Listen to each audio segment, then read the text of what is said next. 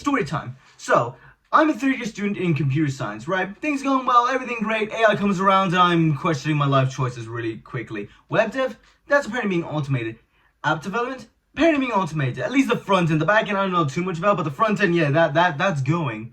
I mean, when you have an AI website that can literally make a website, just put a screenshot of Facebook and it'll do the job for you, you start to think, is computer science worth it or not? So I'm at this point in my life where I'm like, God, I have no idea what I'm gonna do. Am I screwed? Am I dead? Because AI, this shit, it's kind of concerning.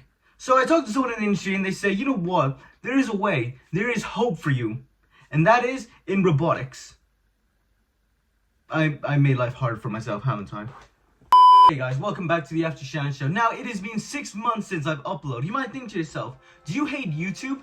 Maybe, I don't know, I'm still figuring that out. But the reason why I have been uploading is because I was doing a robotic internship in India. Yes, I'm from Ireland, before you all ask, yes I am, but I decided to go to India to do my internship. Listen, it was either that or go to a college in Korea, and I was not willing to do that. So the main goal of this internship was not to get a return offer. I mean, that would be pretty cool and all. I'm still actually in it right now, I'm just doing some remote working on it right now.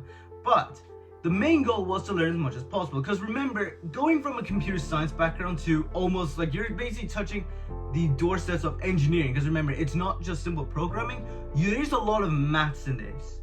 Like, I don't know if I can find the quote, but basically people say robotics is maths come to life. So you need to have a very strong maths foundation, and you have to kind of change the way you think about things. Like, you need to take in materials, electricity, physics, all these things come into play. Mind you, I haven't done physics since the leaving cert, so to say that I'll actually be f***ed would be an understatement. So anyway, I go from Ireland all the way to India and in New Delhi, and I think to myself, you know what, that's not gonna be that bad. I'm sure I'm gonna be okay, and then the maths comes around like Jesus Christ. Oh my God, bro. Oh, hell no, man. What the fuck, man? The coding level and maths load in India, compared to Ireland, is very high. There is a very big difference, especially in the maths. Now, I think it's because they teach a lot more advanced mathematics in high school compared to here in Ireland. Not shitting on Ireland to clarify here, I'm also Irish as well, and I think the maths is pretty good. But compared to India, I think they definitely have a more competitive and they push a lot more than no. You know, using advanced calculus now. So, yeah, that was not fun for me. Like, I kid you not, imposter syndrome hit me like a truck. Like, every now I'm thinking to myself, was this a good idea? Did I waste my time? Am I a fraud? Because, yeah, this is what happens when you're surrounding yourself with people who are like infinite times smarter than you. This is one guy in controls and embedded controls and all that. I won't give his name because, you know, that'd just be weird to get people's names online. But basically, his mind's like a human calculator.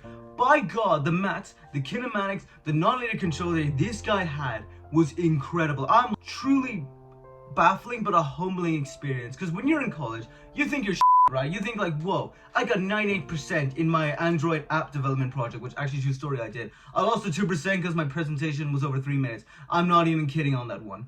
But you think to yourself, hey, that's pretty good. I think I'm ready for the world. And then you step outside, you realize, no. Okay, so you might think to yourself, wow, you must have hated this internship, right? I almost did. I kid you not. I almost hated this internship, right? Now, you might think to yourself, was it your manager? No, my manager was actually really sound. He gave me tasks and all, really chill guy, you know, pretty nice to hang out with, no issue whatsoever. But here's the thing, right? Like I said before, imposter syndrome hit me like a truck. But I think what saved me was two things. Number one, asking questions, all right? I know this is hard for interns to do because, yeah, it's a little tricky. Remember, these guys have jobs, they're not teachers, but ask all the questions all you can, because this is how you clear your doubts and become more confident. And through asking questions, you make friends with the company. No, seriously, if it wasn't for meeting these people around me and all that, I genuinely would have hated this internship. I'm not even kidding right now.